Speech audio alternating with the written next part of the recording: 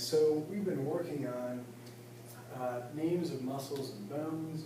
We've talked a little bit about origins and insertions, and we've gone over a lot of material.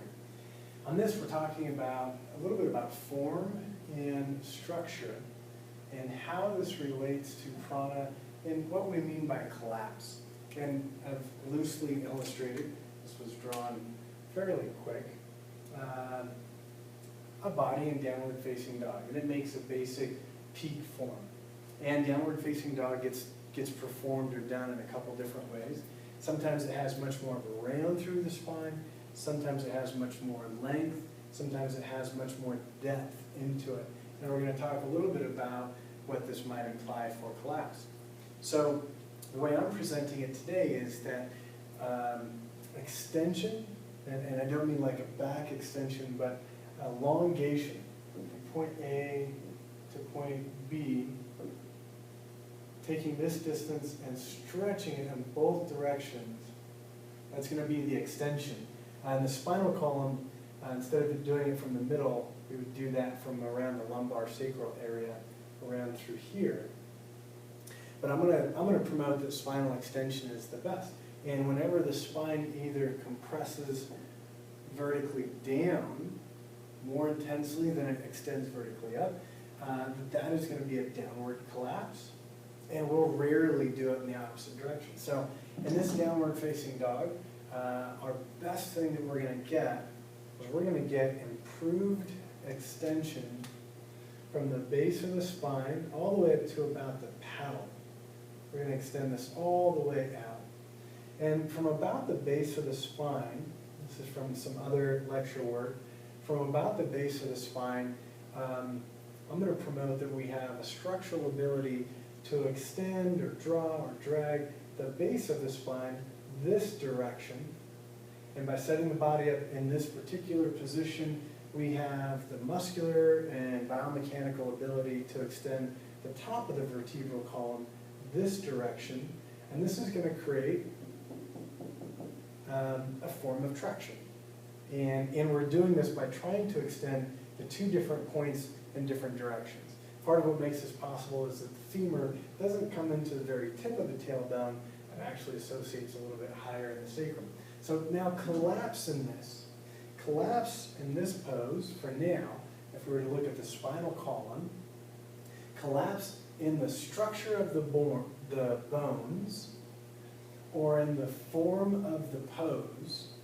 So the pose is overall, and if we have one area that collapses, for example, if we were to take this and round even more, we'll do it in a different color so you can see it. If we were going to round even more, and kind of just take the head down much lower here, as a small head, and then try to extend the arms more out this direction. I don't know if you can see that, but it's going to create a much more rounded spine. And then from the shoulder girdle, we're going to try to extend the arm bones farther forward, and the head would kind of hang down here much lower. And you may have seen or experienced this. And the hands come out farther. So quite a bit different.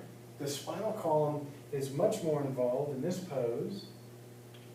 I'll get rid of a couple of lines for you that you can see in here.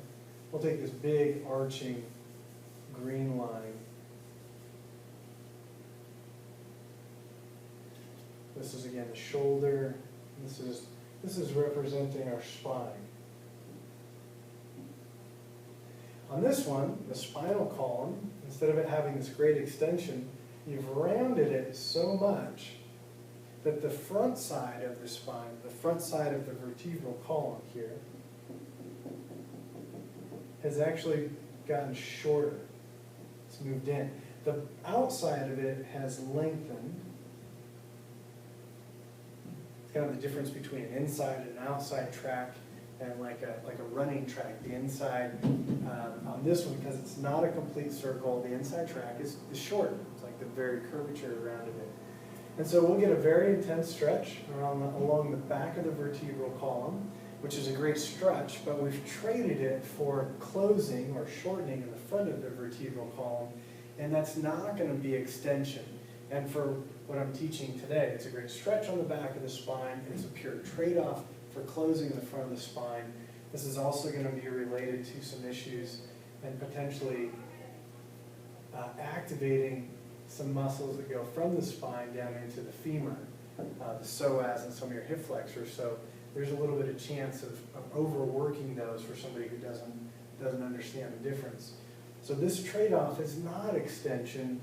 There is a stretch if it's what you're looking for, and you can prevent any shortcomings of overactivating a hip flexor muscle like the psoas, and trying to extend the arm out, which is very much against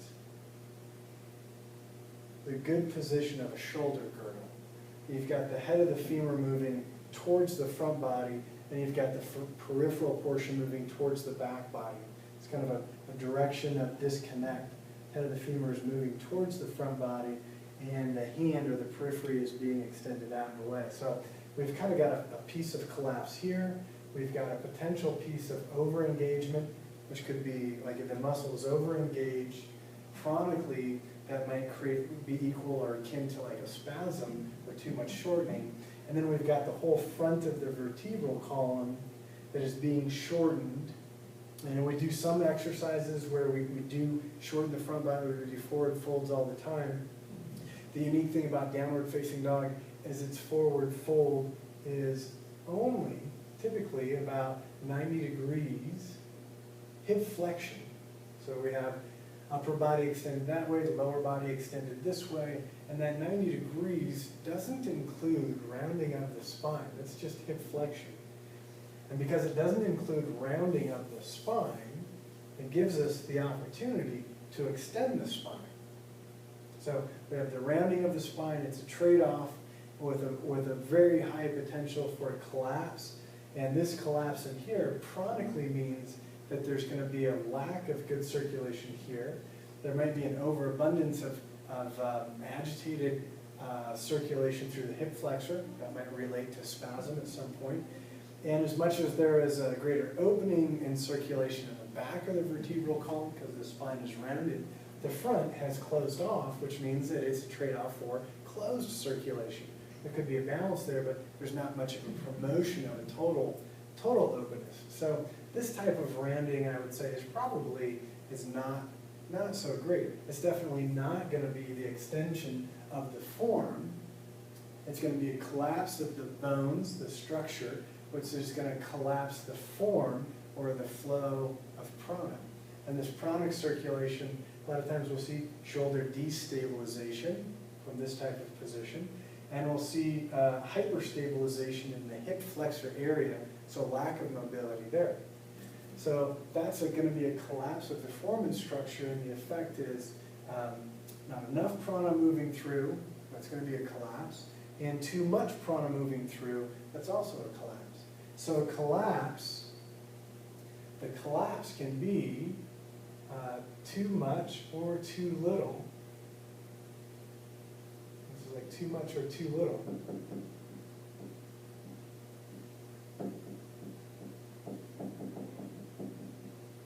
Too much or too little of the prana circulating. And if you were to think about it, say, like if you were to take a garden hose and clamp it off and nothing was able to flow through, that would actually be like the collapse of the hose being pinched in.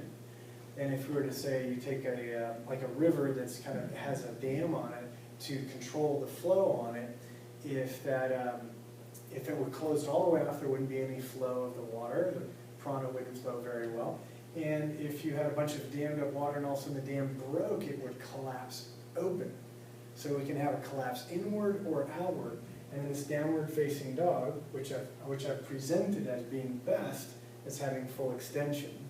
We have a balance of openness and stability or closedness, which actually promotes a greater length or extension in the actual form. And that's based on the structure supporting that circulation will improve. Yeah. The other direction of collapse here that we see a lot of times in the upper body for the pose downward facing dog. And by the way, I do want to mention that doing downward facing dog with a with a lot of extra arch and round, and a shorter stance where we don't get as much extension, but the stance is short enough that a person can get their foot down all the way. That adds for grounding and sometimes allows muscles to soften more. And the round, if a person needs more stretching on the back side of the body versus needing more extension through the spinal column, then you would want to do it like that. I personally believe that the ability to extend the spinal column and the strength to hold it lengthened open is the counterpart to the effect of gravity. And gravity is always going to seek to push us collapsed and closing. Yeah. And as we collapse straight down, certain things will collapse open. So the other direction of collapse that we'll see in some of the more limber yoga students, instead of it being, again, great extension, and sometimes we'll say extension and elongation. Some biomechanics folks will talk about a fifth direction of the spine, not just rotation, extension, flexion, but it'll actually be linear or extension through the spinal column, which means you would actually lengthen it. The other direction of collapse, rather than an over-rounding, would be under-arching. So you'd probably see a much more limber hamstring and buttocks, a much deeper curve through the lumbar spine, up into what we might call the kidney area. And then sometimes the shoulders will be collapsed, and sometimes they won't. We'll do a little bit of extra collapse through the shoulders here. So the body will have a much bigger banana curve. And we'll say that that's where the head is.